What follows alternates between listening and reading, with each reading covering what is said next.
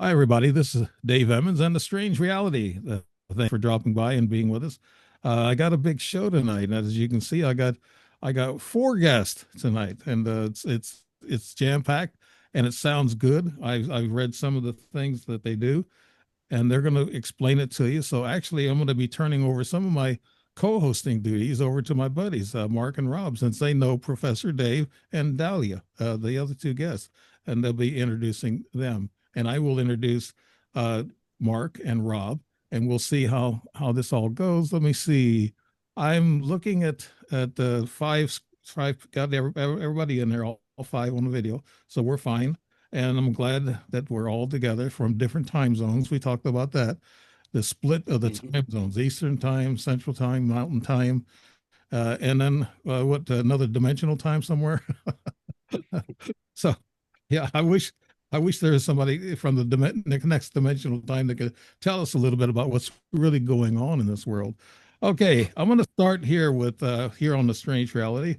I want to start with Rob Freeman. UFO world explorer Rob Freeman was just 12 years old when he saw the unexplainable from the roof of his parents' house with a self-made sky watching kit.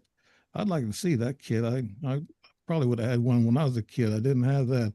Almost 60 years later, he's inactive in the field and researcher and ufologist, having now traveled to over 21 countries and 100 plus cities with an advanced skywatching kit. His mission is to a grown-up kid, I guess you could say. His mission is to research and explore and discover the mysteries of the universe and their connections to the human mind. To this end, Rob has also learned to see blindfolded. That's something I think Dalia, the other guest here, is talking about too. Well, you're all talking about that. And he founded the VWE, Vision Without Eyes, in 2017, with the hope of using this ability to make contact with extraterrestrial entities and non-human intelligence. About Mark McNabb. Oh, okay. Here we go. We're gonna really gonna really intro you, Mark, on Oh, this one. here we go. Yeah. Oh, these two guys have been with me, but this is the fourth time on my shows in the last 3 years, so we know each other pretty well, and we look forward to getting together and talking. They're always traveling.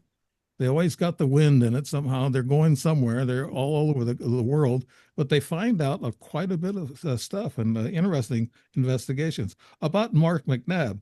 Mark McNabb created Skylight Films in the 1991 following his graduation from the University of Western Ontario with a diverse collection of film projects ranging from drama to family adventure to documentary reality. Skylight Films has positioned itself to redefine the role of producer within the Canadian film video industry. And both of them together, researchers, adventures, and then films and production and things of that nature. That's why they do so well. Rob, Mark, would you want to introduce the other two guests that we have here on the panel? You go Oh, ahead sure. first there, Mark. Okay. Yeah. No, thanks, Rob. I'll introduce Professor Dave Palichik right over there in the corner. We had the privilege and the honor of meeting Dave very early on when we started all of this. I think it would have been around 2016 or 17, and Right. I had the again the privilege of having him look at our material. Dave was the lead investigator and the director for MUFON Canada. I hope I said that right, Dave. Right. And he actually did a lot of early analysis on, like, for example, the Squamish Orb out in British Columbia, and different. We bring everything to Dave. He's the most intelligent guy we know, and and probably just total, just most intelligent guy total. And we're just excited to work with him. He's also now leading CSSAA, the Center for the Scientific Study of Atmospheric Anomalies, and very good friends. Just an incredible supporter. We love the man, and excited to be with him at Mount Shasta. Yeah. It's funny, Mark, I got to say something quick. This friendship has lasted, yes, you're right, 2016 at the Alien Cosmic Expo when you guys decided to come in and show your weapons of mass detection. But ours started funny because you walked up to me and shoved a camera in my face and said, I want to interview you. And I went, oh my God. And it was all about, is MUFON under government control? Do you remember? I remember. And since that, we've done quite a few shots together, even doing 100 miles an hour down a highway with my convertible top and I my know. Mustang, and him shoving a camera in my face again. It's my favorite shot, man. It's super cool. Oh yes, thank you for the intro. So Canada was government controlled MUFON? I didn't know that. No, Oh. he threw these tough questions at me just to get me to start talking. Oh, You know, I see. it's that. No, it's not. But yeah, I was the national chief investigator at that time, and went on to become the national director of all MUFON Canada for 4 years. Oh. And then I passed that on a couple of years ago for health reasons mainly, but I'm still actively involved in it, and of course I still am Rob's debunker to check all the videos to see if they're for real or if they're man-made. And yeah, I have studied probably 3,000-4,000 cases over the last 10 years or more. Mm-hmm. Or more. No, I've probably double that, triple that, and of which I've been part of with our field investigators and Rob and Mark, and announcing that this is a real UAP, UFO, an unknown, and I've seen a lot of them, and I've seen a lot of evidence with Mark and Rob when I've been out. So wow, that's impressive, because I like somebody who's technically involved and also research and investigative involved, because I have no technical skills. I think Rob and Mark know that. I can't even edit a film, so I'm lost. But neither can I. Yeah, we both have beards, so don't call me professor. I'm not qualified. It's the Dave thing. Well, guys, you notice I got a haircut. I don't have the long professor hair anymore. I went and got it buzzed. The last time we were on, I had super long hair. I have a degree in a senior electrical electronic engineering technology. And that's why, Rob and I are developing a lot of things, but it's not just that. I have taught professionally at a college, a community college. That's where I got my professorship. And I only started actually using that title off campus this year when I wrote a book with my best friend and business partner, Chad Wanless, and we wrote a book. And it's exposing what the government refuses in the U.S. to expose, and we exposed the propulsion of the UAPs. Is that plasma? Plasma energy? No, it's warp drive. They're using warp technology. They're hundreds of thousands of years in advance. And Dr. Miguel Alcubera, I always say that wrong, wrote about this in 1990s, mid 90s, and it's slowly being proven that we can obtain warp drive if we have enough power. And Dr. White actually produced the very first micro warp bubble, and it was successful. Wow. And and in the book we talk about Bob Lazar's what he used to call the sport model of the UFO, and he called them gravity emitters, but it matches all the science, all the math that we put into this book. And we've dedicated the book now to CISA, to the CSSAA, and in order to get more awareness. And we're basically that's my part, and we're going to talk about some other things, right, Rob? Yeah, absolutely. You got a whole program here set just about, and I want to turn you guys loose, but I wanted to bring this up to you, Professor Dave, and I think I talked to Mark about this. There's an organization called CEIMIX, CEIMIX, and it's Dr. Federico Vidal out of Mexico City. Have you guys ever heard of that organization? Never. Well, I'll be working for him starting in October, and how do you say it? CI. It's CEIMIX, and it's Dr. Federico Vidal, VIDAL. I'll be looking that one up. Thank you. Yeah, I'll be working for him in October. Actually, be teaching classes on UAPs, and so I've seen 6 up close, and I've met 3 ETs up close. So I wrote a couple of books about it. So I got some experience with these ETs, and they still mess with me today. They mess with my cars, both cars. So it's crazy. One car is enough, but they mess with both of them. That's weird. And the dealership can't find anything wrong with them. So I'm just electronically, I guess, mess with. Rob and Mark, go ahead and lead the way on this.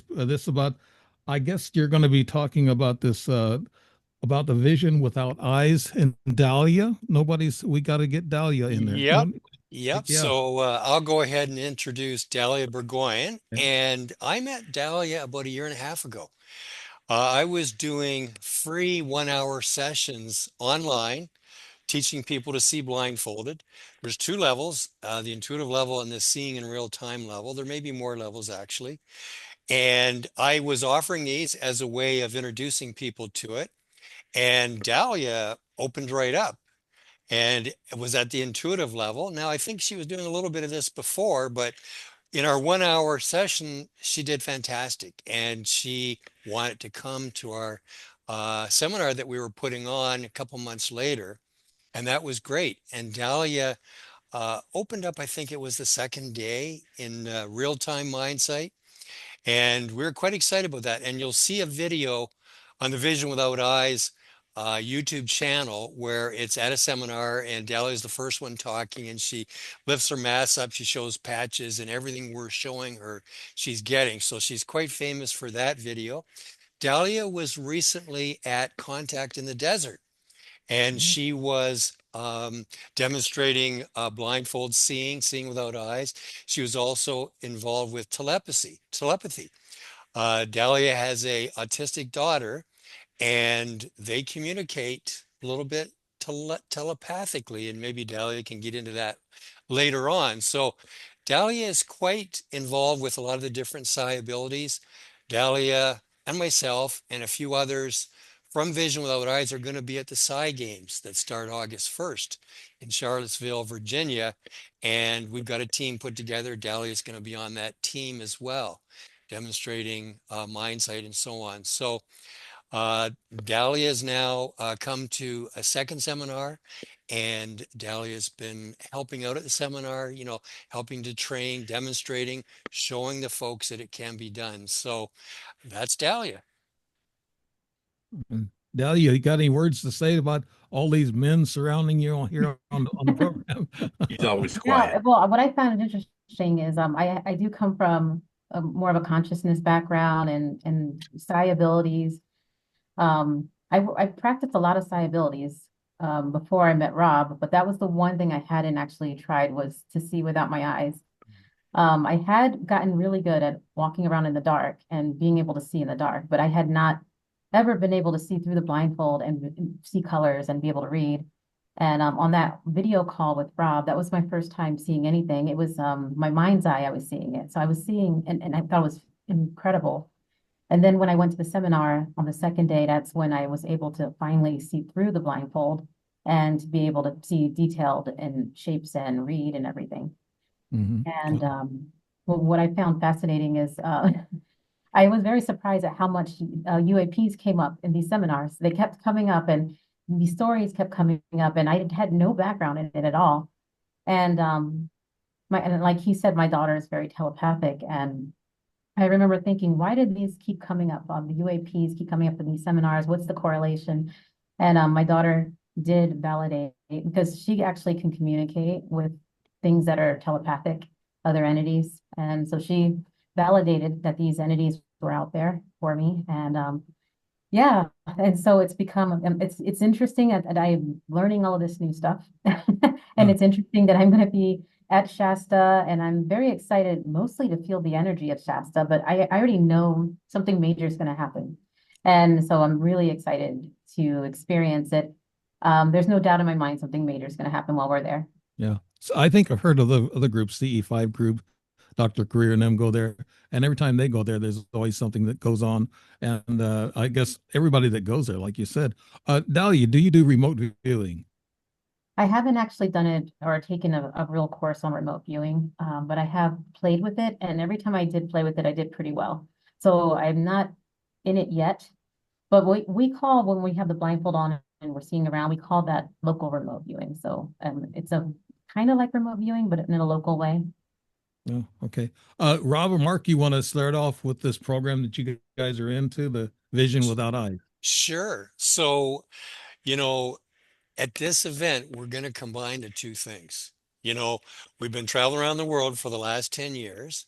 I've been teaching the Mindsight for the last 7.5 years. And when I first started doing the Mindsight, the idea was, I wonder if this will help me see things that you can't see with your eyes. And it turns out it will help you. So we're putting these two things together, you know, this lifelong interest in ETs, UFOs, UAPs, and this teaching of the Mindsight. We're also adding in telekinesis. We have recently found out in the last couple seminars that when you add telekinesis into the seminar, the folks open to the seeing in real time Mindsight level faster. So we're going to be teaching telekinesis, and I've been able to spin the foil around already myself doing that. And we're going to teach the Mindsight, and then we're going to be out. And of course, Dave and Mark, even myself, you know, after the classes are over in the late afternoon, we're going to be doing presentations around ETs and, you know, UAPs and so on. We're going to be doing talks. Mark's got, you know, all our professional video from around the world for the last 10 years, and he's got lots of stuff to show around that, interviews and so on. Dave's got cases that, you know, are unique cases that people haven't seen. I think he's got video and photos around that. And also Dave's going to do a presentation around the dog whistle, so-called dog whistle. Now, a lot of people have heard about Jake Barber and his Skywatcher group. They have a lot of money behind them. They've got expertise from the military, all these contracts they've had, and they use what they call a dog whistle. And Dave has built one, and we're bringing it to Mount Shasta. We've already tried it out. It emits sounds and frequencies and so on. And, you know, the Skywatcher group, Jake Barber and the Skywatcher group claim 100% success with this so-called dog whistle. You know, maybe it should be called an ET whistle, but we're calling it E-tunes, you know, something like that. But we'll have that at Shasta. So we'll learn the telekinesis, we'll learn the Mindsight, we'll do the presentations, and then in the evening, we'll go out and skywatch. We'll be up on Mount Shasta at various locations where there has been ET contact. There's been many craft scenes. You know, we'll be at the different levels. We'll be in different known places on Mount Shasta. We'll be in various other places around the area as well. So we're not going back to the same place all the time. We'll be going to new places. And the idea is I'll be bringing all my equipment. We call it the WMD, Weapon of Mass Detection. And Mark calls it the weapon of mass, or I call it the weapon of mass debunction. He says that's not a real word, but you know, we you know, capture everything in that, like with the thermal, with the visible, with the infrared, with the full spectrum, the ultraviolet, the time lapse, all this stuff. And then of course we hand the footage over to Dave to debunk. So, you know, a lot of the footage will wind up on the floor, but, you know, hidden in that footage are usually nuggets of really cool stuff. And we don't always see the stuff when we're filming it. Many times we've spotted it in the footage after. And so we'll be doing that out in the evenings. We've had a lot of things in previous expeditions to Shasta happen, both up in the sky and around us, and it's recorded on video as well. And the idea is we want to use our Mindsight. So most of the folks should open up to the full seeing the room Mindsight. Starts out as like looking through a tiny little window, we call it, and it will get bigger. And the idea is you can see into other spectrums. You can see outside of the visible spectrum with your Mindsight. So we hope to spot both seen and unseen anomalous things in the sky, i.e. ET craft. Yeah. And, you know, the participants will show me where they're seeing it, and they will point it out, and I'll move all my equipment on the tripod to that spot, and we hope to film it. Now, once again, you know, in the visible, you may not see it, but in my other cameras, the full spectrum, the infrared, it will generally show up. And we've got lots of footage on our channel where it shows some of these things like the Squamish orb. So we're quite excited about this event, Dave. Yeah, I think since I'm not live here and a lot of people make comments after, you know, when it's posted on the platforms, I know they're going to ask this question, and I had this question too. You guys say that you teach this vision without eyes, and also you teach telekinesis. Are you saying that everybody has the ability? They just need to be taught? Yeah, we're all born with this. Everybody's born with these abilities. And, we've been suppressed, really. For example, the ability to see blindfolded, many children will operate this spontaneously when they're young. And you may yourself, when you were between 2 and 3, Dave, you may have gone out to the kitchen with your hands over your eyes and says, "Hey, mom, I can see you through my hands." And your mom would say, "Oh, Dave, sweetheart, that's not real. That's Right. just make believe." And Then of she'd smack. course, the kids get shut down. But, Mhm. many kids will operate this spontaneously, Yeah. and they really should be given support, not ridicule or gently shutting them down, because everybody can do this. So we will facilitate the folks to allow this ability to come wandering out. They already have it.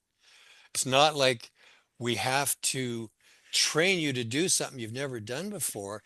You already have it. You probably did use it when you were a kid. So we're just Mhm. going back there and allowing it to come out. Same with the telekinesis. Everybody has that ability. I have a fellow, Alex Steffen, who is a hypnotherapist.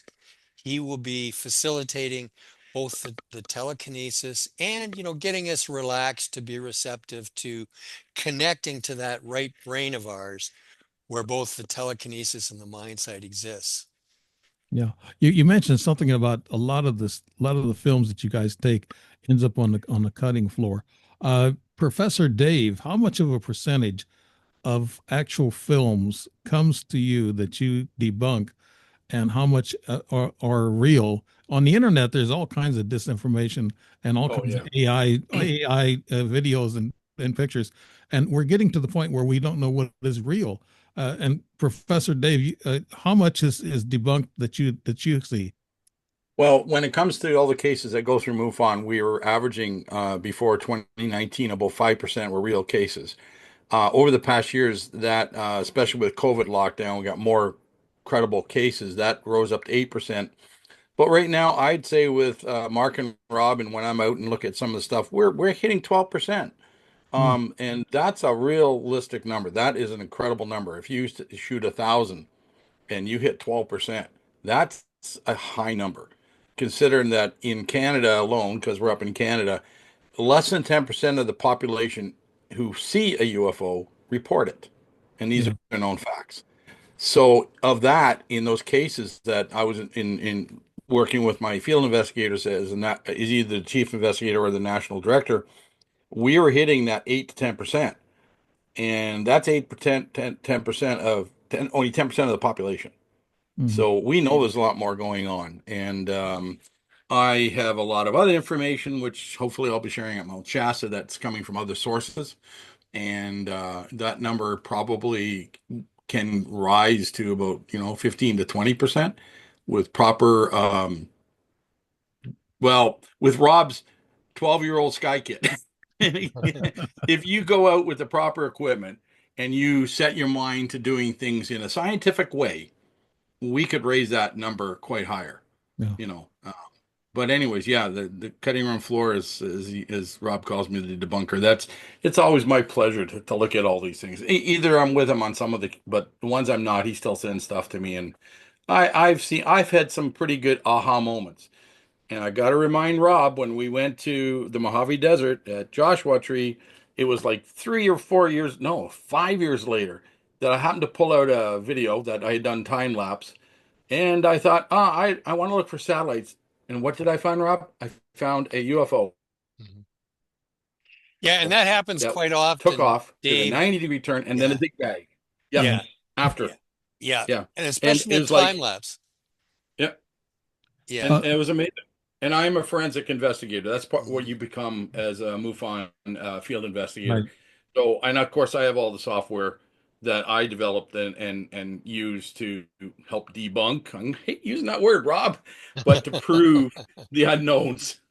I do that myself. If I get films or infrared films on my trail cam inside my house, I get some orbs, I get things of that nature. I just debunked my camera moving, and I thought the camera was moving on its own, but it wasn't. it was actually the printer that was moving a little bit when my wife was using it, and it shook up. So I debunked myself, and I'm not afraid to say it. And Mark, you do a lot of the filming, right? Yes, Now, sir. when you see something and you're filming it, do you say, I got it? Or sometimes you're really sure that what you got? Yeah, I would say honestly, Dave, like the thing that excites Rob and I the most is we just seem to have an understanding of this is exactly where we're supposed to be. Like over the last few years, and I'll just say this quickly, and I'll answer your question as well, is um, when we went to Squamish, we knew that we weren't in the right place and we got to the right place. We all knew it. It was all very intuitive and we just knew. And even when we went to France, it would have been 2 summers ago, we went to a place called Bugarash. And Bugarash, again, short story, but Bugarash is known as the spot where Steven Spielberg first went when he was putting the concept together for Close Encounters of the Third Kind, because there's a mountain in Bugarash that they call the UFO Garage. And he went there, and the villagers were kind, but they all said, "We don't want you here because they'll go away. Oh, They'll leave. So please, oh. please don't come here." But Rob and I went there after an 11-hour, I think it was like 11 hours of jet lag and flights that didn't come in at the right time, Rob's equipment being misdirected for what, 4 or 5 days, I think, Rob, like half the trip or maybe the whole trip.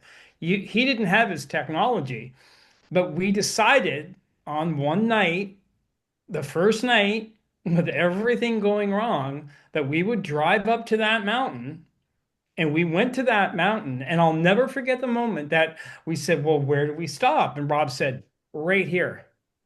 And I said, "Oh, okay." He's like, "I feel it. It's right here. We got to stop." And Mhm. we stopped, got out. Within 12 minutes, they put on a 2 hour light show that we will never forget. And it was 2 straight hours, Dave. 2 straight hours of lights in the sky like a projector that was like putting these images in front of us, moving in and around the mountain. And we're thinking, where's the airport? We're thinking like Dave, we're thinking like Professor Dave, we're thinking, well, where's the airport? Yeah. Where are the lights coming from? It's like, there's no airport, there's nothing here. And we just watched it go for 2 hours. And I get excited about this story Yeah. because it brings me back to something Dalia said earlier about knowing something's going to happen at Mount Shasta. Because there was just this moment where even Rob said at the very end, it's like, how long do we stay? Like, how long do we stay? And it was amazing because Rob's like, no, we'll just until they leave, like let's just stay until they leave. And I said, oh yeah, that sounds great. Within 30 seconds of saying that, within 30 seconds, gone. Everything, every single thing around that mountain stopped. Not a single light appeared again. And it was like, and that happened in Argentina too, with the footage that we sent to Dave to put into his book. It was like a moment where you're like, you're in the right place at the right time with the right people. So this is why I come back to what Dalia said. Will we have an event at Mount Shasta? 100%. But like for me, I just say it's 100% because you have the trifecta of the sensitivities of someone like Dalia and the people that are going to come, that they have an understanding of consciousness and frequency and Bingo. vibration and energy. And you're going to Mount Shasta, which is like the epicenter of where everybody goes for experiences, like all the big ones, Mhm. Sixto Paz Wells, Ricardo Gonzalez, all these people from around the world go to Mount Shasta. So we couple that with Mindsight, with our UFO background, with Dave's intelligence saying, okay, let's make sure that we're getting the data. To me, it's the ultimate event. Yeah. I just really feel that. Now you said the right thing with the right people there. I Yeah. talk to my audience quite a bit about, and Professor Dave might know this too, and all these probably know about this, that consciousness and awareness, and then having an open mind. Yeah. I think these ETs can pick it up, I and they'll know. come to you. and your pineal gland has something to do with it too. I throw that kind of question out to all of you. So, like Dalia, you have a lot of consciousness and an open mind, right? I guess you can take in all these things. Have Yeah. you seen UFOs up close or UAPs? I haven't myself because I haven't paid attention to it.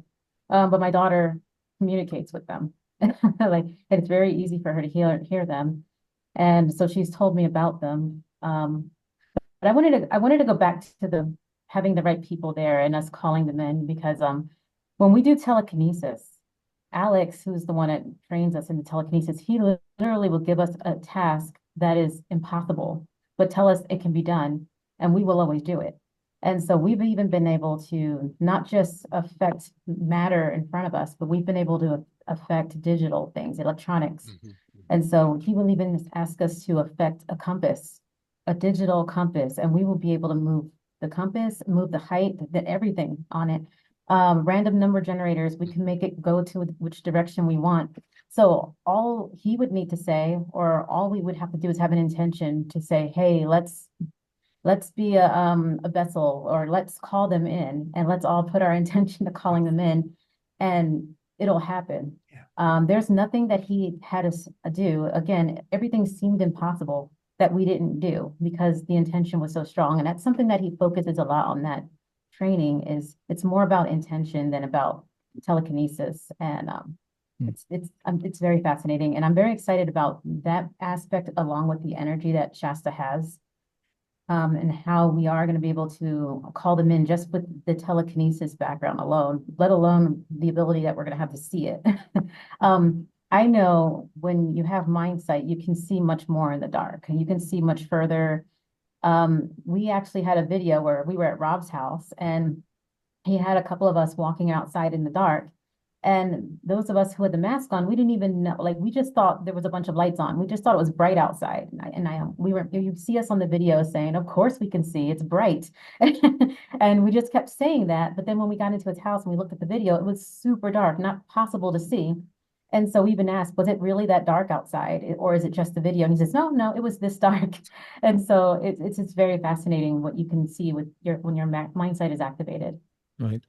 Professor Dave, now a lot of people that you've taken these, I guess, experiences from as a MUFON investigator and also a MUFON director of Canada, were a lot of these people, they were open-minded, I guess. Do you accept them as consciousness or open-minded to have a third eye that saw these things?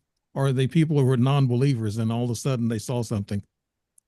Well, that's very interesting you say that because 50% of the cases come from non-believers and they see it and they understand it and it's like the aha moment and they report it. And I get to interview a lot of these people. The other half, they seem to have some sort of conscious ability. And it's also the same people who are classified as experiencers.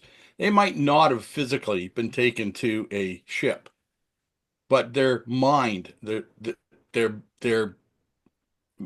what do you call that? The body that's not your body, but anyways, your other kindred spirit might end up in that ship. Okay. And my business partner and the person who co-wrote the book with me, he is an experiencer, and he's had both.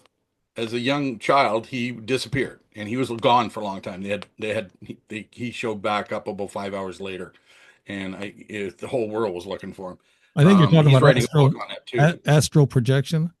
Is that what? Yeah, astral projection. And he's also had a couple of those where he was like gone and he comes back and he's missing time, right? So he called it missing time too. And his watch is 3 hours later, and people have not been able to get hold of him. And even people in the same room said, "You were spaced out. You were gone. You weren't here. We shake you, do everything we can. What happened?" So there's quite a few things, and then of course there's the hoaxes and the skeptics, but anyways, no, the majority of the good, real classified unknowns, and we just call that if it's a UAP, it's a 50-50 split, and I'm trying to learn more about the consciousness part of it. I put Dalia to the test last time we did a podcast. She said, "Well, she's never been in my place. We've never met." And she got all blindfolded up and she looked at the room first and she got a hold of me and I grabbed things that were not in eyesight view, held them up, and she guessed them all. Every single one. I'm a convincer. Wow. So when we were up north in Algonquin Park, Big Huge Park in Ontario, Rob decided, he goes, we were all sitting relaxed. He goes, Dave, I'm going to give you a little test. I want to see if you can see blindfolded. And I went, what are you talking about? And I knew he was doing this. So he handed me a blindfold. He went through the meditation. He talked it through, and I just finally melded out enough. And he started holding up these yellow and green and blue, red. I think there was 4 of them. Cards behind me. And it took me a long time, but also I started seeing this little hole, and it started getting colors. And by the end of the hour that he started testing me with, I think I was at 60 or 65% right. I'm going, that's impossible. And I was getting them. Now, that's the only time I've ever done it. So I'm looking forward to learning more about this. And the other thing I had done, sorry, when I was a little bit younger, I had the opportunity to go with a Canadian native shaman, and he took me on an out of body remote viewing session. And well, 3 hours later, he finally brought me back, and he goes, "Where were you?" I said, "Well, I was on Mars, I was on the moon," and I was telling him things I didn't even know. And then I saw it all over the earth, like I was looking through the eyes of an eagle. He said, "You were," because there was an eagle flying overhead Wow. the whole time in his remote little place we were in his cottage area where he does all this. And he says there was an eagle flying overhead. You were flying through that eagle. Did you And have then it's like incredible. did you have to smoke any of that funny stuff that they give? No drugs, no nothing, absolutely nothing. Strict 100% Wow. meditation. Wow. I don't do that stuff. Yeah. I don't. I Indian- refuse to do it. Indian shamans do that stuff a lot. Some of them. Amazing. No. So yeah. It was amazing. Yeah. Rob, you're putting this all together for the Mount Shasta. Now, each one of these people, I know what Professor Dave's responsibilities and duties. You're going to be there, right, Professor Dave? Yeah, I'm going. I'm taking the dog whistle that I built with Rob's help, and we'll be testing it. Okay. I actually built 2 of them. Yeah. We're thinking they might shut one down, but I think we're only going to take one. Okay. First time. Rob, you're going to put all this together. You got Professor Dave, and you got Dalia with their responsibilities, and of course Mark. You know his responsibilities. Putting this all together, Rob, what do you plan on? How many days, and who's going to do the work, and what are you looking for? What are you looking to find out, Rob? Sure. So we're there from the 9th to the 17th of August, checking out on the 18th. And, we've been organizing this for several months. There's other folks involved too. We have Alex Steffen, he's a hypnotherapist. We have Nikki Williams. Nikki Williams is also a demonstrator of Mindsight, and she will be there along with Dalia, helping our participants. And so, every day we'll be doing telekinesis training, Mindsight training, the presentations for the UAP stuff, have dinner, and then we go out and skywatch. And so, we also have Dave. Dave is a gourmet chef. So Dave is actually going to be the guy that's making our lunches. Okay. Wow. And I've, when we go on expeditions, we just let Dave do his thing because, I'm not bringing the brownies. there you go. What? Those are regular man. brownies. They're not special brownies. No, they're death by chocolate brownies. There you go. Nothing else in them. Sorry, Mark. Yeah. I don't think they'll survive the plane flight. Well, Yeah. you're going to be a valuable person, Professor Dave. My goodness. Yeah, cooking and everything. Yeah, so it's not rocket science. I mean, these abilities people all have. We're just getting everybody in a very safe and supportive environment. And that's the key, Dave. Because for a lot of people, they may have even dabbled in some of this stuff, and they may not want to tell anybody about it for fear of being ridiculed, whether it's the telekinesis, the Mindsight, or even the ET stuff. I mean, in my case, I had that experience when I was a kid, 2 experiences within a couple of weeks. And the first one was, we've talked about this on the show. It was written up in the newspaper. So, and over 200 people had seen it. So in my case, I never had this stigma where I worried about talking about it. If people started to make fun of me, I'd say, well, it was on the paper the next day. And, everybody from the mayor to the police chief to doctors, lawyers, Air Force people, they sent off 2 Air Force jets after this thing, and it left them in the dust. So, I quickly put down any kind of if people try to make fun of me or make fun of this, it's like, you got to get with the program. Yeah. Like this has been existing around the earth probably since humans have been here. And, it's been suppressed. Governments have kind of put it into the realm of tinfoil hats and, making fun of, because they're quite involved in the background with all this stuff. As you've interviewed a lot of people, I mean, there's private organizations that are reverse engineering these captured ET craft. And so, the truth is the rest of the public have to get with the program here. And they are, through all these disclosure hearings that they're having and bringing out all the whistleblowers, incredible people. People are getting educated, Dave, and they're going to realize that, the real stuff is what has been happening all these years that people have talked about, but many people don't necessarily believe them. So we're quite excited about this event. Yeah, I got into that deeper with a lot of my audience about history is not what we think it is. It's all wrong. It's just about totally all wrong with how they taught us. The elites and the people who rule the world, they kind of control things. They control this idea about UFOs, and they're talking about, you get this disinformation. I know what Professor Dave gets this in MUFON, that they get this disinformation out that the government does. They pass this out and they say, well, the ETs don't want they don't want disclosure just now. They don't want it. Then they say, well, the government don't want it. Well, half of the Pentagon don't want it, and the other half does.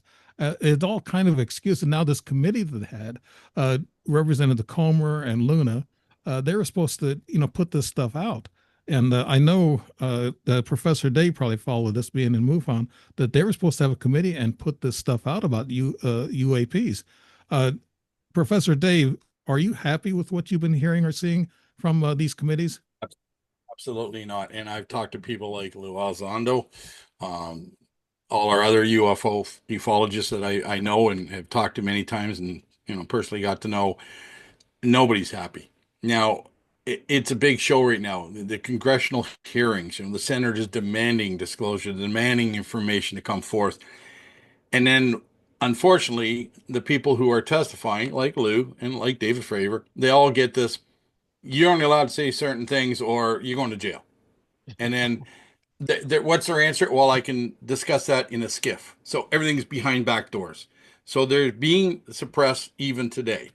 And they keep threatening they're going to have another hearing and another hearing and another hearing. I know we had one a little while ago, but that was a joke. I noticed one when Arrow came out to put down the report about the Agrovilla, I can never say that, UAP. They were not sworn in. They were not asked any questions. They just gave a statement. Well, in my book, I hate to say it, but I dissed Arrow. We proved to them that they were lying. And it's all there. And we noticed right after that word got out, our sales went up like crazy. So I guess other scientists are looking at it too. But I'm not happy with what I see. Now, I'm also going to talk about our Canadian government. We had millions of dollars put aside for Sky Canada. And Sky Canada was supposed to put out a report. And then they were supposed to put out a report. Then they were supposed to put out the report. Guess what? They released it 4 days ago. I'm only halfway reading it, but you know what? They just said everything that we already knew they're going to say. And that is, we need to study it. We need to study it. We need to have one place people can report it to. Well, excuse me, MUFON Canada is huge. And MUFON in the world, MUFON International has got over 600 investigators now in 144 countries. How big can you get? It's over 50 years old. Not government controlled, not funded by any government or private industry. It's all funded by people like me. And the database is huge. There's over 300,000 reports in the latest database, and there's 4 databases before that, including the paper one called Mars. And that's where, Ronald Reagan put in his report. All these famous actors who had seen them and said, yeah, I've seen a UFO. They, back in the day, did handwritten reports. They're all in there. So why are we not just combining everything. Now, there was a project through MUFON to combine all the databases from all the UFO groups around the world. It's called Aquarius, and it's still in progress. And actually, right now, I think we got about 2 million hits in it. Reports. People are sending them in, but it's going to be a couple more years before it's made public. And of course, you know, you do something like that, you need huge computers and stuff. So the costs are high. But I'm disappointed in Sky Canada. So Rob, Mark, if you hadn't even know that, we just put out the report. It's on CTV News, and they don't even have a downloadable PDF yet.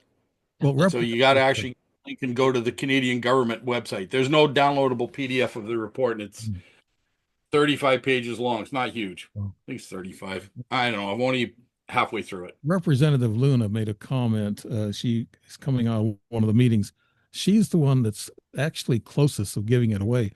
She said, they asked her, what did you find out? And they, of course, they're investigating the Kennedy murders, you know, Right. the assassination, and they're investigating Martin Luther King's murder. And so they have all this information. She said, I'll make two comments. She said, there wasn't just one shooter when Kennedy was shot. They said there was two. That's what she said.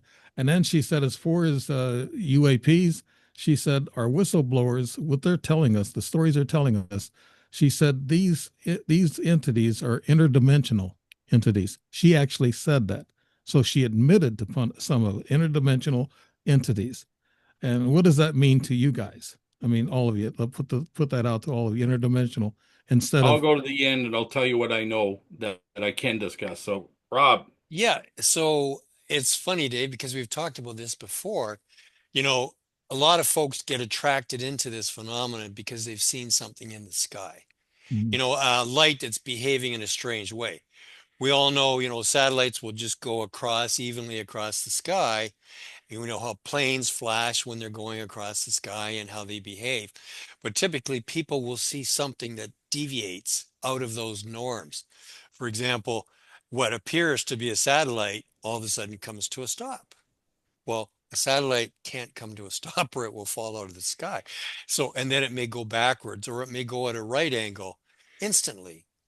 I mean, that thing that I saw when I was 12 years old, it reversed directions. It was going back and forth and it reversed instantaneously. Like you just can't do that with normal physics. So, you know, people, they come into this by seeing lights in the sky, but then they get into all the other aspects of this. And there are so many threads to this. And we've experienced a huge number of these threads of things right around you. Like we call it interdimensional. Like, you know, we've had things happen where we could see a policeman driving right by us, but he couldn't see us.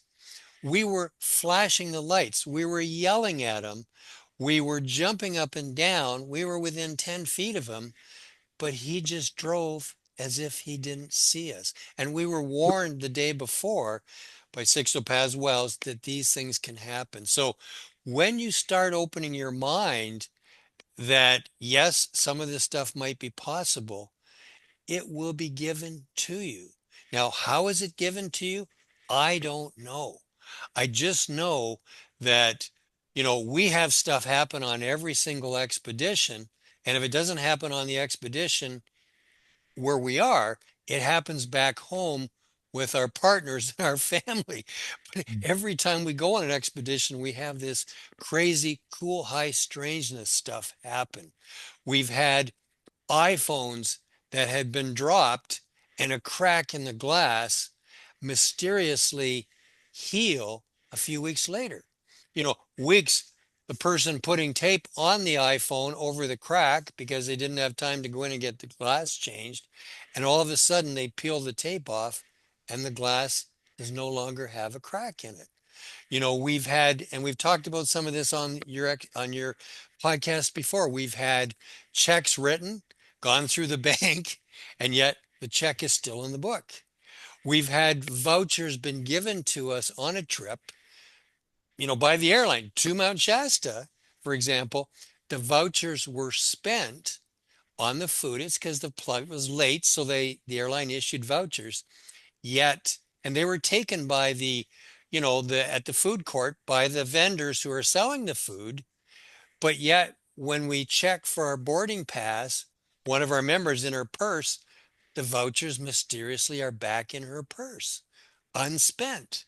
So, these are just some of the things we've had. We've had, in Mark's room in Peru, he had a personal earthquake, okay, where he woke Funny. up to the floor buckling, going up like this, a whole crack along the floor. It was buckling. He came into, this is, I don't know, 3 or 4 in the morning. He came into my room, eyes the size of saucers. And he come with me. I got to show you what's happening. I grabbed my phone. I immediately hit record and I recorded it. And you can hear the sounds. The floor is buckling and there were orbs present. You've got orbs flying around. So, but only in his room. Nobody else experienced this. We've had things gone missing show up in a different country like 2, 3 years later or 2 or 3 months later. We've had, what do you call those cards? SD cards with film on them that I'd given to Mark. And moments later, he comes back out. And this is footage like from the night before while we're on an expedition. He comes out of his room moments before, as if in a different timeline, and says, "Oh, Rob, can you give me that footage from last night?" I said, "Mark, I just gave it to you." And he looks at me as if, "No, you didn't." And the SD card is gone. It's missing. So I give him the footage again and he deals with it and so on. And then we show up a couple months later in another country. And what shows up on his night table?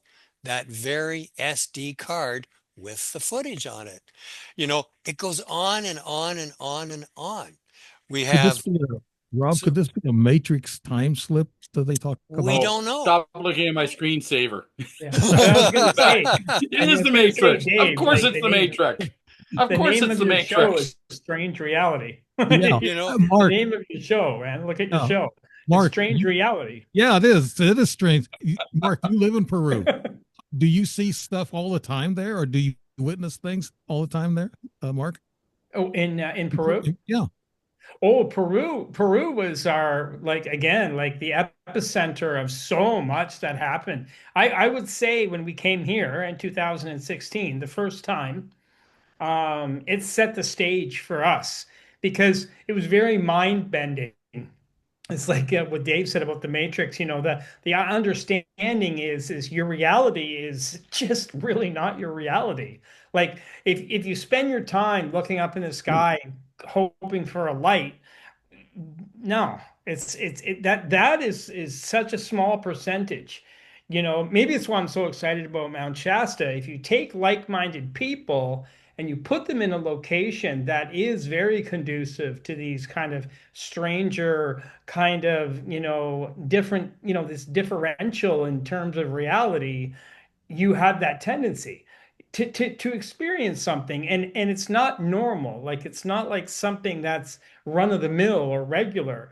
Like it really sticks out. Like you sit there and say, okay, what is that? Like that doesn't make any sense. The only one I'll use as an example quickly was when we went to Easter Island and we went to a crater, a volcanic crater.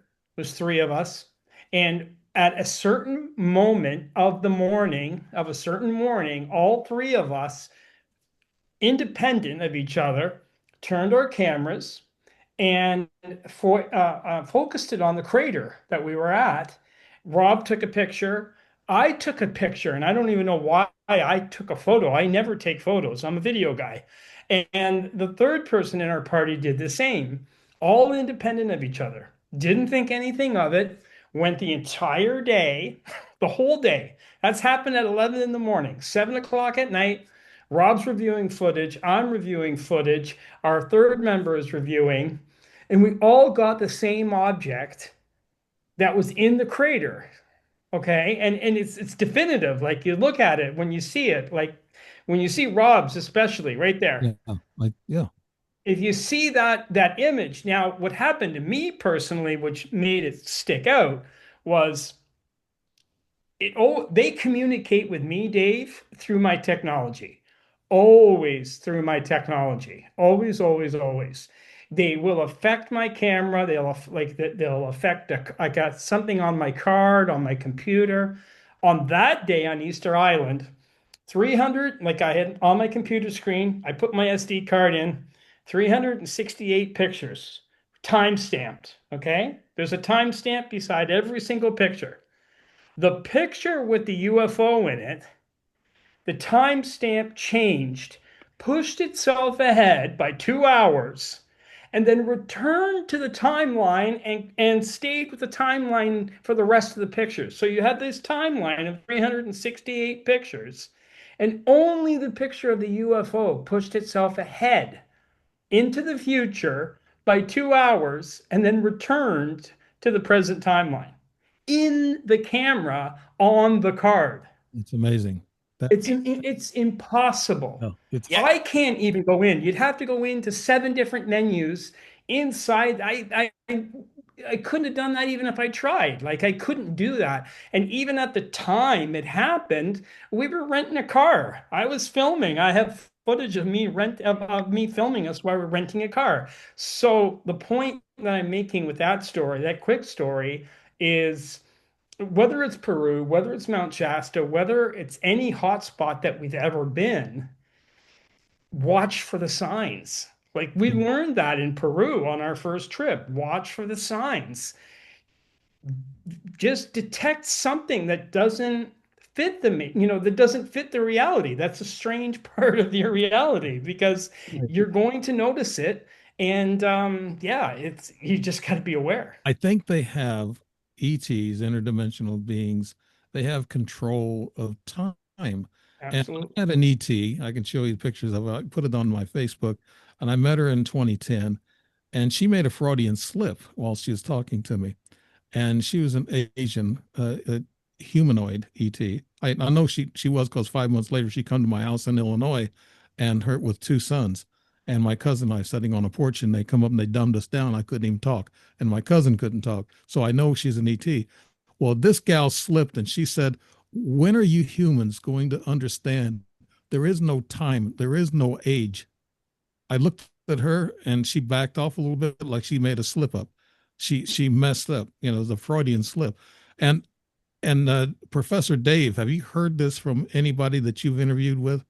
Yeah, don't get me started on that because being also a scientist, I understand the 100% the time and space differentials, and time is not a constant number. It can go forward and backwards. How the hell do you think you can bend time and space and go from point A to point B instantaneous? Yeah. Right. Yeah. No, I don't want to get into that. That's a 2 or 3 hour lecture I will give you. But yeah, I've heard of it before. And I also have had a very interesting experience at our Alien Cosmic Expo. We were having a media panel up front, and everybody's, 1,000 people in the room watching. And I'm at the back because I was one of the organizers and people running the show. And I'm sitting beside the big cameras because we were live streaming it. And just to make sure everything was going on, I had my headsets and stuff. And all of a sudden I look over and I see this big, tall, blonde, Nordic type person walking towards me. She came over, looked at me, and one question. No conversation, just one question. Who's Victor Vigiani? Now he's the MC. Everybody knows who he was. He's master of ceremonies. And I looked at her and said, "Well, he's the master of ceremonies." Not a word, turned around and walked out. And I went, "That's the strangest thing I've ever had." I turned to the guy behind me. I said, "What did you think of that lady who just came talking to me?" He goes, "What lady?" Yeah. I turned to the guy beside me. "What did you think of that lady just squeezed through and what lady?" 3 people independently said nobody was there. I tore off after her, and it would take at least 5 minutes to get through all the crowds and stuff to get outside. And I knew there was only one door we're letting people out. She wasn't there. She was gone. I've had that She happen just to let me me. know. Yeah. Yeah. She was letting me know. Dr. David Jacobs said they walk amongst us. So they do. Yes, they do. Oh, I've got more proof than that. Yeah. I want to hear. I'm going to get into it tonight. Yeah, I want to hear your greatest story here pretty soon. Dalia, I want to get back to you. You got red lights shining on you and stuff. Is that you, or is that just your light effects? I think it's just the sun setting, but it is making a really pretty effect. Isn't Okay. that beautiful, that prism? Yeah. Dalia, to stay on topic about time travel and Matrix, have you ever had anything happen to you since you're very, I guess, telepathic in a way? Yes, when you play with energy, especially with energy that spins, you can kind of bend time and space. So I've had many experiences with that. I can go into a lot about that, but something I did want to say about the correlation between consciousness and the ETs and UAPs is at first, my daughter told me we were going to be invited to Psy Games and to Contact. And I remember thinking, what for? What do we have to do with the UAPs? And she said we were going to be center stage. And I just remember thinking, okay, I'm waiting for the invitation then. And we did get invited about a month later. It was very interesting. And when I got there, I realized what the correlation was. It was telepathy. And that was one of the things I noticed with all of the speakers. They were saying there was a telepathic communication. And my daughters even said that our telepathy, human to human telepathy, is becoming bigger now. We're actually a big part of that getting out there in the mainstream. We're working with universities and proving how it exists. But she said a big part of it is the UAPs assisting us in our telepathic communication. And I think that's going to be a big part of us understanding them more is when we all are becoming more telepathic. And I very much believe, especially now with all the work we're doing with these universities, that it's not going to be very long before we look back on this time and think, wow, I can't believe there was a time where people didn't know that telepathy was real, where they just thought that was just make believe. Even I thought it was kind of make believe. I believed in it, but I totally didn't understand what it was until I saw it with my daughter. Yeah. It's extremely real. I Like you would think that maybe we can feel each other and we don't really read each other's thoughts. We kind of, this is how I used to understand it. I used to think that I could feel someone's emotions and then I was projecting what they might have been thinking. But my daughter, I can literally think of I could think of a whole paragraph and she can write the whole thing down. So she has access to extreme detailed information from my mind and from my past and oh my gosh, with time, she actually she told me herself, like she's very impressed with us that have the capability of understanding time and have a concept of time because she has no concept of time. And she's constantly relying on me to help her with time or because she is just out there. She's out there, she's in multiple timelines, she's told me that. And she is able, it's very remarkable. Whenever I go on a seminar, one of Rob's seminars or a seminar, she can tell she's there with me, but she bilocates and she can tell me things that happen that I didn't even see happen, and I can validate it. Or she can join in on a conversation I had that I'm not even thinking about and say, "Hey, when you said this to Rob, you should have said this to him, or he was thinking this," you know. So she'll actually kind of jump in. But yeah, to her, it's extremely hard to understand time because she's just out there. She's barely connected to her body, but she's very impressed that we can understand time. At least we have a concept of it. She's also very impressed that we can actually feel our body as much as we do, and that we can feel the senses without having to focus so much. We know where our legs are. We have the sense of knowing where our body parts are without having to really focus or to look for them. So she's just as impressed with us as we are with her. But anyway, going back to the UAP thing, I very much believe we're going to have a much more of a connection with them once our telepathy gets stronger as a human race. And maybe even at Shasta, our telepathy is going to grow too, because my telepathy with my daughter has been growing tremendously. Yeah. Dr. Robert, I've had him on as a guest, and he shows these little, and maybe Professor Dave, he calls them dragonflies or dragons, and they're little objects that are about this big, about an inch and a half long, and they travel about 1,200 miles an hour, and they're actually little spies. They spy for, I guess, the big ships. And he told me he had a friend who was a magician. I can't remember his name, and he was fantastic. If I give you his name, you can look him up on YouTube. He can guess people's social security numbers. He can guess how much money they got on them. He can actually tell you the serial number of the dollar bill that you got in your pocket. And he has to be, and Dr. Roberts told me that he has to be ET, and he knows he's ET. You know, he walked among us, and he did a lot of stuff that was really, really intriguing. But he said that he cannot use telepathic talents unless he closes his eyes. There's a young lady at the gym that I go to. She's very weird. She kind of acts like she doesn't talk to nobody. She doesn't relate to anybody. And she walks past me and she closes her eyes when she walks past me. And I'm thinking, in my mind, I'm saying ET, ET. You're supposed to say ET when you see one of these humanoid ETs. And if they look or if they turn around, they're hearing you. So I say that to her. But so now she walks by me, closes her eyes, and she's at a machine and she closes her eyes. And like I said, she talks to nobody. I'm afraid to go up to her. Her energy is kind of weird, you know. And I don't know, the Professor Dave, have you run into that? Anybody run into that? That's the one you want to go up to. And by the way, when you walk by, somebody closes their eyes like that, you don't say anything. You think it hard. Yeah, yeah. You're ET. Mm-hmm. You'd be surprised suddenly they'll open their eyes. And why would they suddenly open their eyes and look at you? You didn't say it out loud. Try that next time. Yeah, I'm going to. Yeah, I want to do that. But I telepathy is definitely one of the.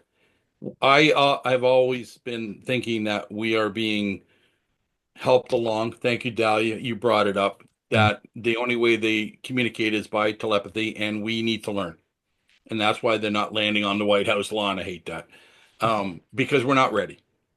And it could be 100 years from now. It could be 1,000 years from now. Come on, anybody that's here from another world, another planet, another timeline, another dimension, a parallel universe, they have some technology to do it. So they're well in advance. And that's talking about technology wise. If they're just projecting themselves, that too is well advanced in thousands, hundreds of thousands, or millions of years in advance. So I'm glad, Dalia, brought that up because that's something I haven't even talked to Rob or Mark about trying to pursue that. But I think that's where we need to go in order to be able to truly communicate with non-human intelligence. And I'll use the NHI, the military version of the word, not ET. Right. I think there's actually ETs. You know, this story back in 52 or 53. What was this guy's name? He was from Venus. He had some kind of a storybook name. What was it? Icon or Icor or it's a, and he was supposed to have been an ET from Venus, and he was at Washington D.C. and he talked to Eisenhower and the rest of them. Trying to think of his. But I don't know his name. I can't remember. But there's ETs in our government and around the world. They're amongst us. They're working with us. Matter of fact, they're probably controlling the world. And you guys, Mark and Rob, you've been to a lot of countries. Now, did you get the impression from them that they more ahead of us and like Professor Dave saying, telepathic powers and things of that nature? Do they believe more than we do? Are they more conscious than we are? That's to both of you, Mark and Rob. Are you talking about other countries? Yes, other countries. Well, yeah. I do know, Mark, remember several years back when we were in Peru and you interviewed the guy at the condo we had rented who was the head of an investigation agency for the government. And you actually turned to him and said, like he was spilling the beans on everything that they would never say in the States or Canada, like government people. And I think you asked him, sir, why are you telling all these secrets to us? And he looked straight at Mark and he said, why wouldn't I tell you? Yeah. He said, come on down to the office. He said, I've got a file folder. I'll never forget that moment. He even said it just like that. He said, really? They don't do that in North America? And I said, no, it's a great big, everything's a great big conspiracy. And he's like, no, I'll bring you right down to my office right now and take the files out of my desk and show them to you. But that's South America. Like to me, South America, North America, they're so opposite in terms of worlds, different worlds, different world, man. Like it is like it's polar opposite in terms of like you talk to somebody in Peru, it's like there's not anybody that you can't talk to in South America. Like you can be in the back of a taxi cab and the taxi cab driver will start talking to you about something he saw fly over his house. And it's not strange. It's not like, oh, I can't talk about it because my neighbors will think I'm crazy or because the neighbors saw it too. Like there's no differentiation. It's only in North America where it's like I can't talk about it. I can't. I'm going to lose my job. I'm going to be called crazy. I'm going to be told that I need to be quiet. Professor Dave would know a lot about this too because it makes people, I don't know, too self-conscious. They don't want to be ridiculed. Yeah, when I was in Alaska, they believed a lot more than they did down in the lower 48. And when I was in the Philippines, they didn't believe. I'd start talking to them about UFOs, and they say, "What are those?" So they didn't pay no mind to. The Philippines doesn't pay any mind to this thing. They're not open to. But in Alaska, they do because it's wild and they see things a lot up there. I didn't see much of anything for 2 years while I was up there, but that's about. But I don't know what else to say about Alaska. It's just wild and crazy. There's no doubt. Professor Dave, you around the world, I guess, what countries, through your research, are actually going to come around first about the understanding with UAPs and ETs, Professor? Before the U.S., you mean? Yes, France? France. Brazil won't be high on the list. They're climbing up. Countries like Peru, a lot of South American companies will come first. France, Great Britain, Italy's come along, starting to push out some stuff, and Canada will be up there, but the U.S. will be at the bottom of the list.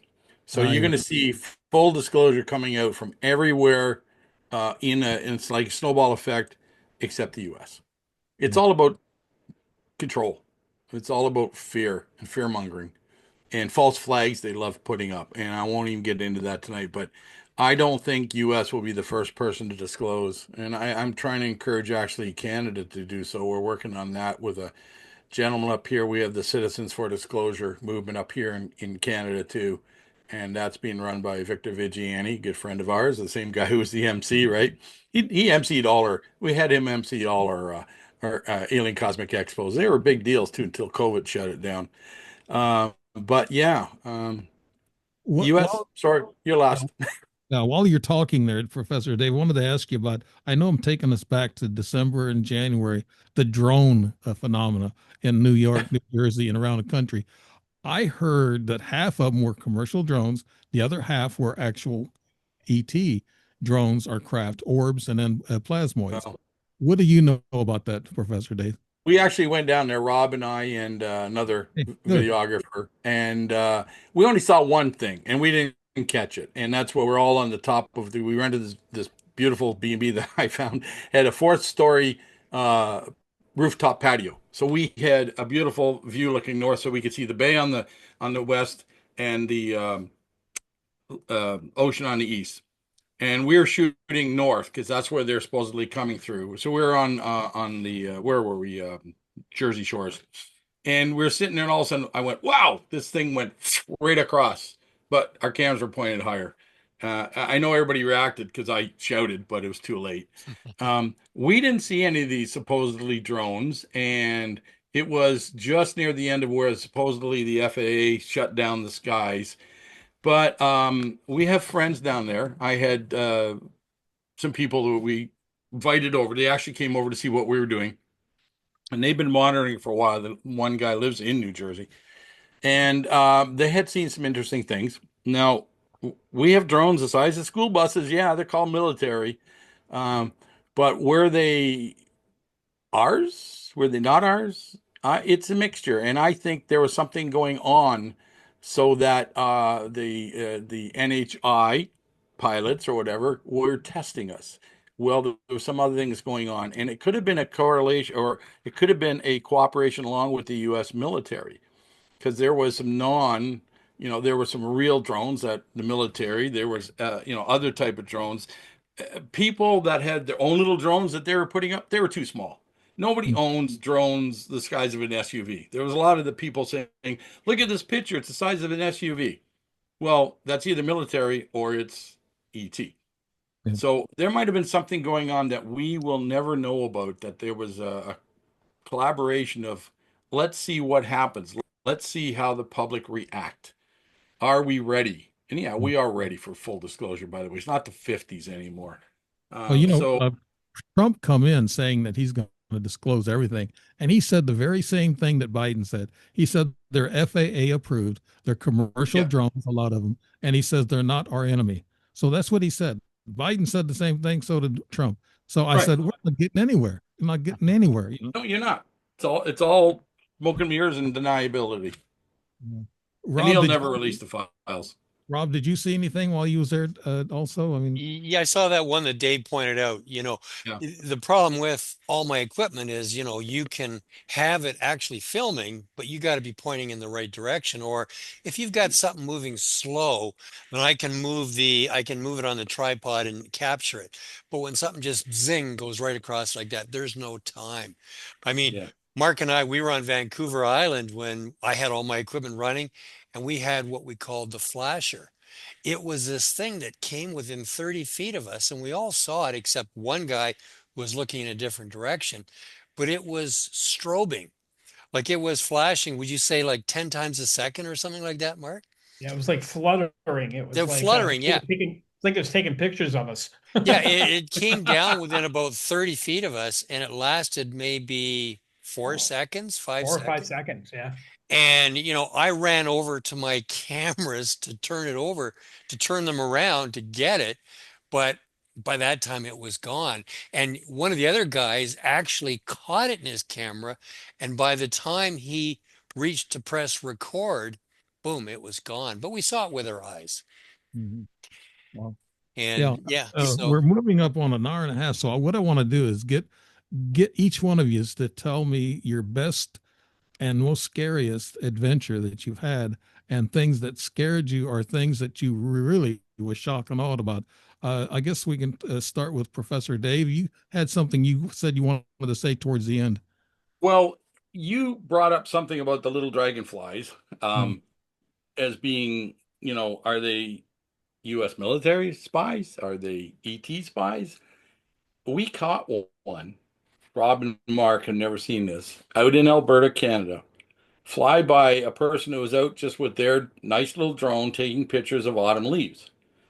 When I analyzed it, it flew by at Mach 12 and it was still accelerating. Mm. About 4 weeks later, they caught one down in the US flying by another drone at Mach 17. We can't do that. Yeah. So don't tell me that's US military stuff. Mm. Now, the one that I had, we did a huge analysis on it. We figured it was about 2 feet across. We don't know how long it was because it's going so fast. It's a blur through all the shutters. But it travels 600 meters in like not even half a second, 6 frames of a 60 frame per second shot. It was moving at Mach 12. The one in the States, they said, was moving Mach 17, but we caught one picture of it and I analyzed it and it was identical to the one we got in Alberta. Mm. Same shape, same size. That's proof. Yeah, This proof. you might want to look up Dr. Robert Shipe, Mhm. SSCHIEPE, and look Yeah, him up with the dragons and the drones. I'll Uh, look that up. he's got So bunches of film of it. that's Really, amazing. So yeah, um anyways, that was amazing to see stuff like that. So what can I say? Like we don't know what we're seeing, where they're coming from. I mean, everybody knows it's 4 possibilities. They're actually flying through outer space to get to us. And again, then you're just warping time and space and they can do it instantaneously, but you still need warp drive to do it. And that's why we wrote the book on warp propulsion, on how these things are moving. Even in our own atmosphere, you still need warp propulsion, otherwise you'll crash to the Earth. well, these little We also things, have a theory of why they did crash in Roswell. yeah, these little things had plasma shooting out the sides of it. That they actually, Oh, he slowed the camera down. He invented yeah, a camera that can do this, and plasma shoots out around them to guide them and speed them on or forward. But they also hang around telephone lines to get electrical charge, and that's the charging of their plasma. And that's what Well, Dr. Robert Shipe found out. the best energy source in the universe is all the suns. You just stay in a corona and suck in all the energy.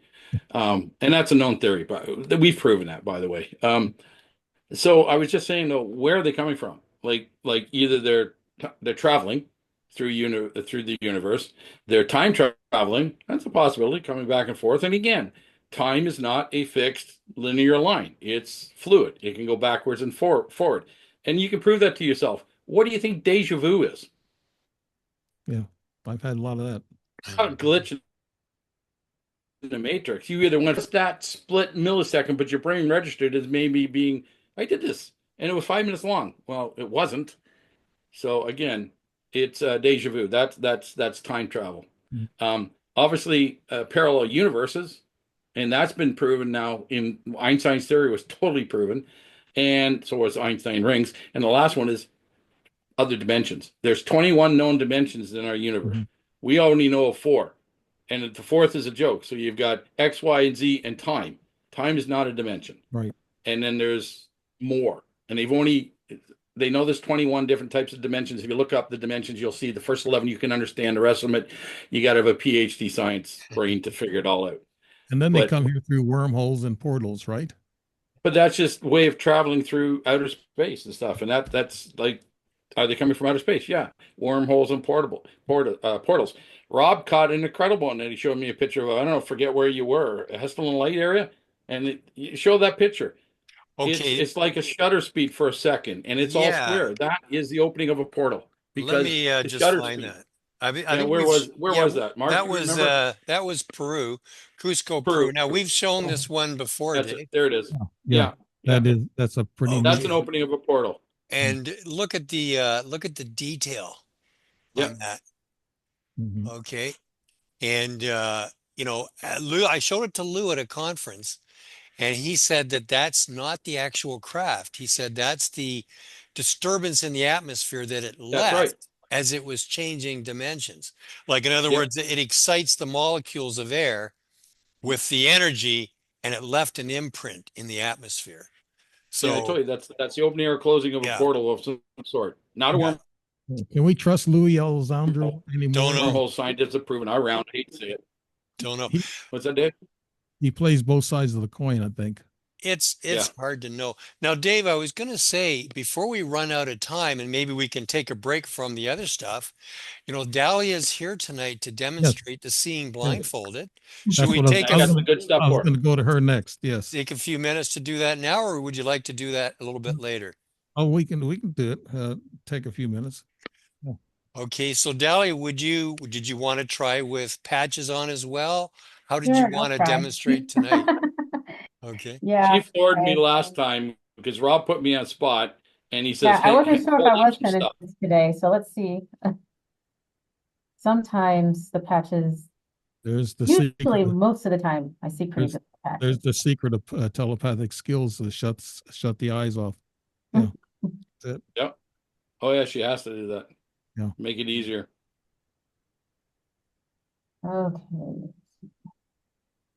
And you don't need patches on, but quite often in the seminars, we'll bring the patches out in the last 2 or 3 days.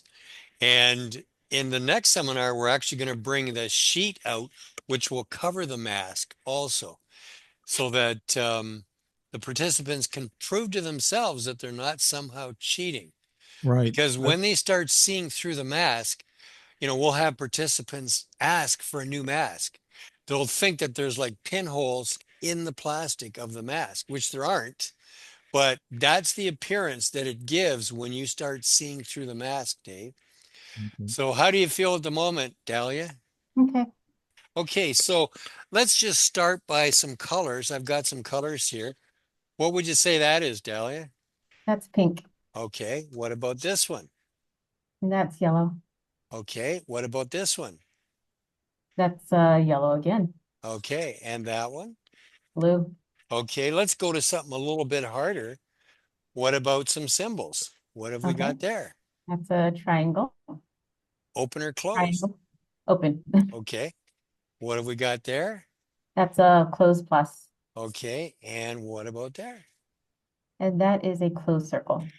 Okay, how about we ramp it up a bit? Why don't we tell me how many dot or dots and the color of the dice?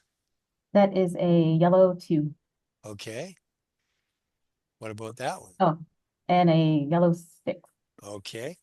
And what about that? And that is a red 4. Okay. Well, let's ramp it up a little bit more. How about letters? We'll Okay. just, there's a letter in your screen. That is an F. Okay. And let's get the F out of there. How about that one? Get the F out of there. That's an S. Okay. Funny, And Rob. that's an L. Okay. Well, it's apparent you can see letters. So let's put a few more in your screen. Let's Oh, go for broke. What about that one? that's children. Okay. And that's some. Okay. And what about that one? From. Okay. And let's take some picture cards. Maybe you can tell me what's on these pictures. Okay. Okay. Let's see. What is that, Dalia? That is a wagon, a red wagon. Okay. And what have we got here? And that is a phone, a cell phone. Okay. And what about, let's try something else. What about this? And that is, what is that? An umbrella, a red umbrella. Okay. And maybe one more here. How about this one? And that is a cow. Okay. And Dave, have you got something to hold up? Something nice and big or colorful to show Professor Dalia? Dave or me? Well, you did it last time, Professor Dave. What about Yeah. I'm Dave holding have- something up. Dalia, I'm holding something up. You're holding a red pen. Oh, Okay. Mark, what have you got that you can hold up? That is a mug that says Mark on it and it has an M on it. Wow. Okay. Professor Dave, what have you got? Wow. What is that? A paper towel roll and a one piece. Right on. Okay, now Dalia, lift your mask up and show that you've got your patches on Yep. and they're sealed all the way around. Yep. Yeah. amazing. Yeah. That's 100%. You don't normally get that anywhere. 100%. And Dalia can put more, we won't do it tonight, but Dalia, say some of the stuff you've done just fooling around at home and practicing, like other layers that you've put in front of your eye. Yeah, so I don't have it down here, but well, yeah, I do put multiple layers, like I've had 5 layers over my eyes before. But we're actually working with Alex Gomez, and we actually have a mask, what we call the welding mask. And it's a mask that has a cardboard piece of black paper in the front that goes all the way down. It's also on the sides and also on the back, also over the head. And so I've been able to see through that as well. That's the one I'm training with currently. That is Wow. amazing, Delia. I have never seen anything 100%. And Yeah, and it surprises me too, because my daughter is 100% with her telepathy. You would think maybe 25% or something, but Yeah. she's 100%. So Oh, that's amazing. I'm And glad so- we. And so, I'll- Dave, this is what we're going to be teaching at the Mount Shasta event. Yeah. And Dalia will be there to help folks. I'll be there. Marcus will be there. Dave will be there. And the other facilitators will be there. And we're going to go progressively through the week. We'll be teaching telekinesis and mindsight, starting off with intuitive mindsight, where you get, very vague images of color, numbers, letters, symbols, and then we'll progress to the seeing in real time mindsight, exactly what Dalia showed you tonight. I can tell, Delia, you have energy in your eyes. I picked that up. I can pick up energy from people and non-entities actually, and but you have that energy that just flashes. It's there. that's interesting that you say that, because yesterday someone, a stranger, stopped me and said, "Hey, can I look in your eyes for a few seconds?" And he just kind of, I said, "Okay, that was weird, but I'll do it." And he just stared for 3 or 4 seconds, and he goes, "Thank you so much." And that was yesterday. You have energy just exuding from your eyes. It's Look just, at her wall, her prism, her aura has a heart in it. yeah. Well, that's true. You see on your wall behind you there, Dalia, turn to your right. Look Turn and behind. look at the prism, there's a heart in it. Yeah. Yeah, and I don't actually have a prism in here, but it's I'm assuming it's correlated to the sun and my windows in some way. Yeah. Oh, so that's not a light that you're putting up. That's something supernatural that's on the wall. Well, I don't know if I would call it supernatural, but it's definitely not a prism I have or a light. There's no light in here that's causing that. Oh, It's the way the sun is reflecting through her window. Yeah.